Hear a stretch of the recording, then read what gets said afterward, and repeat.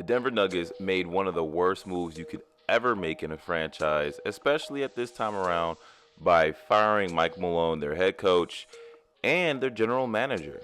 Now, this could have multiple ramifications on what's going to happen in their future, but if we're just going to stick it to right now, it's done. The season is over.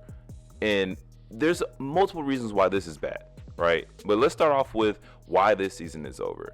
You fire your head coach. You got 4 or 5 games left in the regular season before you are planning to prepare for the playoffs, where you are in good position to make a decent push for a championship. But instead, you create turmoil at the worst possible moment for you to do so. And that is right before the playoffs, like right before the playoffs. And it's not like you guys aren't like in the playoffs. It's not like you guys are like the Phoenix Suns or anything like that. It is simply you guys are within contention. In any given series, depending on how some games go, everybody in the West is loaded. Everybody in the West can beat anybody at this point, to be honest, right? It's all going to be tough games, game to sevens, game to sixes, where it's going to come down to the last minute. It's going to come down to adjustments. And Mike Malone is known for making adjustments on the fly. But to fire your head coach right before the playoffs start just simply makes no logical sense whatsoever. And only if you are a fan of the Denver Nuggets, you are at lost. And you could probably only think that maybe they just wanted to sabotage Jokic or something like that. I don't think it's that deep. And I don't even think Jokic even knew much of anything about whether or not Coach Malone is going to get fired. I think it's purely, and this is what happens a lot of the times when it comes to these head coach firings, I think it's purely the relationship between the head coach and the front office.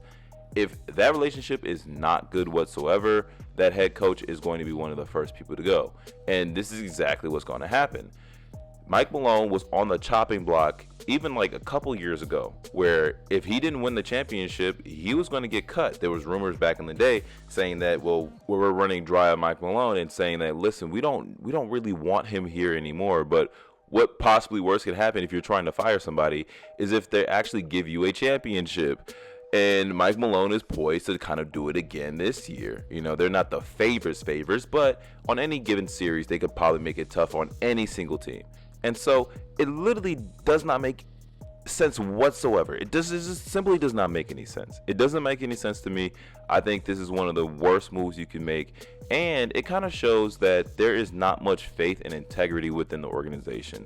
We've seen coaches who are winning coaches get fired for less, get fired for just pennies and nickels on the dime, for not even doing anything wrong. I think the one person that comes up to my mind is Mike Brown when he was with the Sacramento Kings and how he just got fired. And now it just seems like Steve Kerr and Joe Mazzulla are the only people who are going to actually stay on their teams. Well, Steve Kerr might be gone in a couple years, but he's actually ran his course, and where you see from the writing on the wall that he actually wants to retire whenever Steph Curry is on his last leg, and then whenever Draymond Green is on his last leg.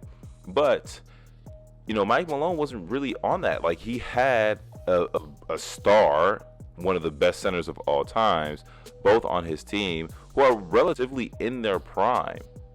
And so for me, like I said multiple times before, it just does not make sense. It does not make sense whatsoever.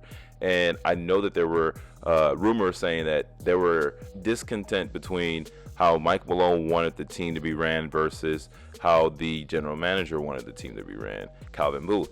So the reality is that Calvin Booth did not like Russell Westbrook and the production that Russell Westbrook gave to the team.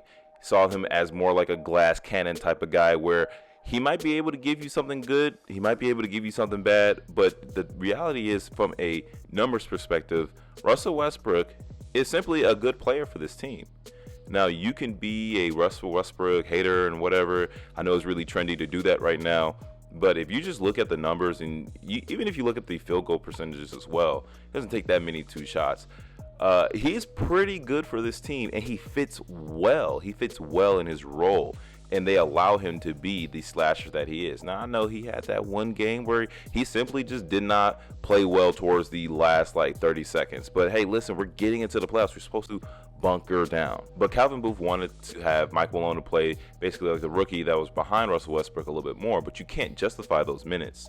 But to Calvin Booth's perspective, he's like, well, if we keep playing Russell Westbrook, he's going to ask for, not just $4 million next year, he's probably going to ask for $6 million, $8 million, $10 million, $12 million, which really is like a drop in the bucket, but that takes away the development of their rookie. And so you're kind of stuck between, well, what do I do here? But for Mike Malone, he's just simply going to go with whatever the numbers is telling him is the correct position to do. He's going to go there. It just makes sense, and it seemed like Russell Westbrook is that guy for him. And the going back and forth is just something that probably the owners of the team just simply could not take anymore.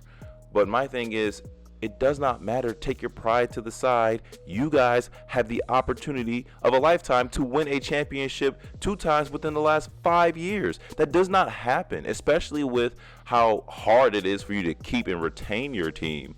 It's impossible. It's literally impossible. It's really difficult to retain your team, retain the core of your team based on the new CBA rules. But what really makes this terrible, outside of just like the timing of just being extremely bad, is that if you are the interim coach, you're basically just coaching to get fired, right? There's nothing really there for you. And at the end of the day, because you don't have that much time to prepare, like in order for you to fire a coach, you have to give them, at least the interim coach, enough time to implement a system that kind of works. Since you fired him 4 or 5 games before the playoffs started, he's just simply going to implement the system that's already in place, basically just the Mike Malone system. So if you're going to run the Mike Malone system, you might as well have the guy that pioneered the Mike Malone system right there. There's no way that he can run a different style of offense, a different style of defense this late in the season. So you're basically just fired him to run the same thing. Like it's literally the same thing.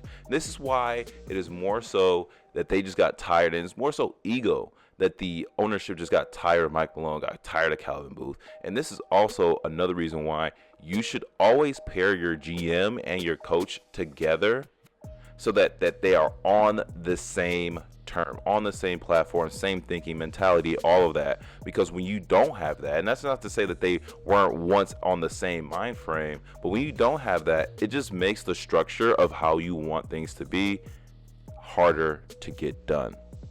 And the symbiotic relationship of trying to get the best players, where you don't want to have a player on the team where the coach just simply understands that the player is not going to fit, but because he might be cheap and the GM wants to be cheap, they're going to go get him. You really have to make a well-balanced decision when it comes to that. Because look at what we have here. We have a season where the Denver Nuggets possibly could have won a championship, possibly could have done a lot of great things, all the way down to the gutter because there's nothing left. You're going to have a coach who's going to get fired at the end of the season, and they might be able to make a splash coaching hire in the offseason. But for right now, when you have the opportunity to win a championship, this coach is just simply going to get fired, or he's just going to continue to run the system that Mike Malone had. And so when you have that happening, it's just not going to work. It's just not going to work because no matter how well he runs the Mike Malone system, because he does not have time to run his own system, you won't beat the original. Mike Malone knows everything in and out for that team. And I also wanted to say too, because I've seen the clips of Mike Malone saying that his team just does not watch film. This is also another thing that happens a lot of times in the NBA, and this is why being an NBA or NFL head coach is one of the hardest jobs ever, and simply a job that I don't think anybody should take if you have everything in your mind working right. Is because how are you supposed to coach a team where you can't hold them accountable because they don't watch film? Now, this isn't something that like I'm making up or anything like that. Mike Malone literally said that. He outed his own team for not watching film. And it doesn't matter who it is. It doesn't matter if it's Jokic. It doesn't matter if it's Murray. It doesn't matter if it's Westbrook. It doesn't matter if it's Eric Gordon, Michael Porter Jr. It does not matter who it is. That mentality works from top down, right? Because now you have rookies who say, well, it's not that important to watch film because this guy isn't watching film. Or this guy isn't watching film, so why should I watch film? It is a toxic environment.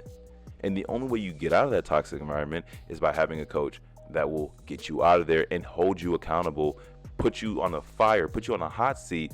And even if it has to be done in front of the pressers, he'll do it. But still, you fire this guy, you fire your most winningest coach in their franchise, the only coach that's given them a ring. At this point of the season, it's just tough. And then you have to think about, well, what is Murray and Jokic going to do? Murray is probably going to stay, and Jokic is probably going to stay too. But you're going to have to build a team around Jokic, and you probably have to drop Murray if you're going to be 1,000% honest, depending on what talent you can get. Because Jokic is probably looking at this situation and saying, well, that was my coach. I loved Mike Malone, and look what you guys did to him. This kind of reminds me of what Carmelo Anthony was saying, that he does not like the Denver Nuggets franchise because of how it's ran. And this might be another instance where he might be right.